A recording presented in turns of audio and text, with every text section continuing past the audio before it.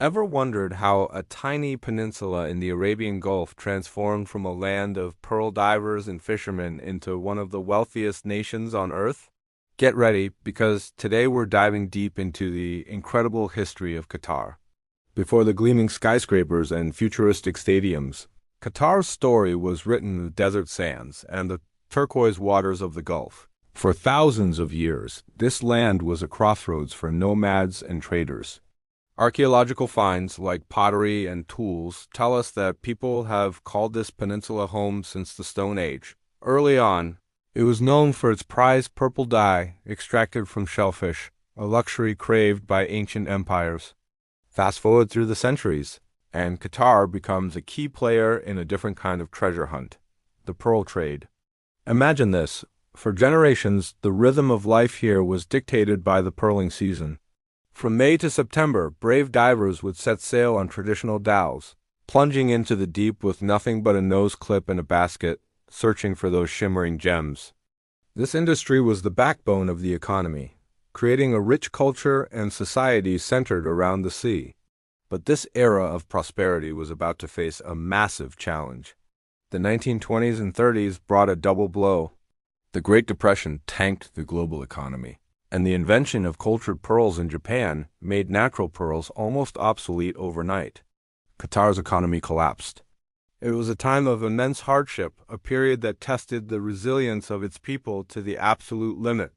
It seemed like the story could end here, but a new chapter was about to begin, one written in black gold. In 1939, oil was discovered. While World War II delayed production, the first shipment of crude oil in 1949 marked a turning point that would change Qatar forever. Suddenly, wealth began to flow into the country, but this transformation didn't happen overnight. For a long time, Qatar was a British protectorate, meaning Britain handled its foreign affairs and defense. But a new sense of identity and ambition was growing. This brings us to a pivotal family in Qatar's history, the Al Thani family. They have ruled Qatar since the mid-19th century, when Sheikh Mohammed bin Thani united the tribes and established a dynasty. His leadership laid the groundwork for a unified state. A key figure in the 20th century was Sheikh Abdullah bin Jassim Al Thani, who reigned during the tough transition from pearls to oil. He was the one who signed the first oil concession, securing the country's future.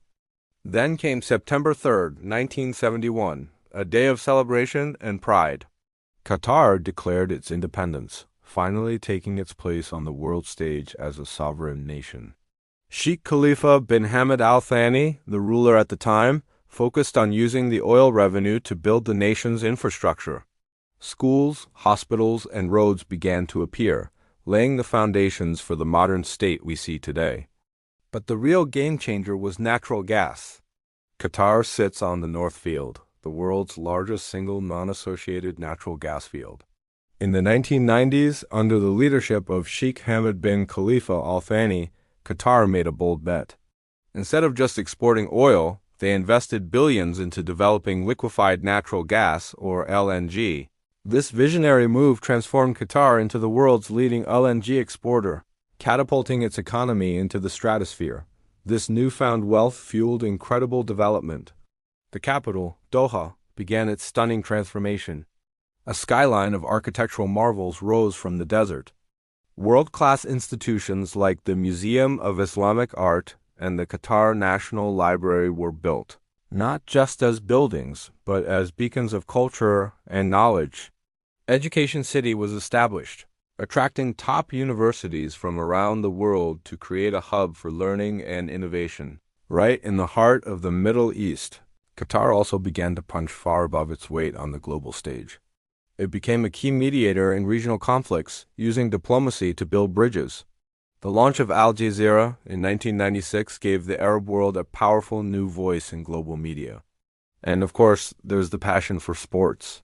From hosting the Asian Games in 2006 to the jaw-dropping spectacle of the 2022 FIFA World Cup, Qatar has proven itself to be a world-class host for major international events. The World Cup was more than just a football tournament. It was a statement. It was the first time the event was held in the Middle East, bringing the world to Qatar's doorstep. It showcased not only incredible stadiums, but also Qatari hospitality and culture. The event accelerated the development of infrastructure, including the state-of-the-art Doha Metro, making the country more connected than ever. Of course, this rapid journey hasn't been without its challenges. The country has faced diplomatic crises, like the blockade imposed by some of its neighbors in 2017. But Qatar weathered the storm, strengthening its self-sufficiency and forging new alliances. It has also had to navigate the complex social changes that come with rapid modernization and a large expatriate population, working to balance tradition with progress. Today, under the leadership of Sheikh Tamim bin Hamad Al Thani, Qatar is looking towards the future with its National Vision 2030. The goal is to move away from reliance on gas and oil and build a sustainable, knowledge-based economy. This means investing in technology, research, tourism, and most importantly, in its people.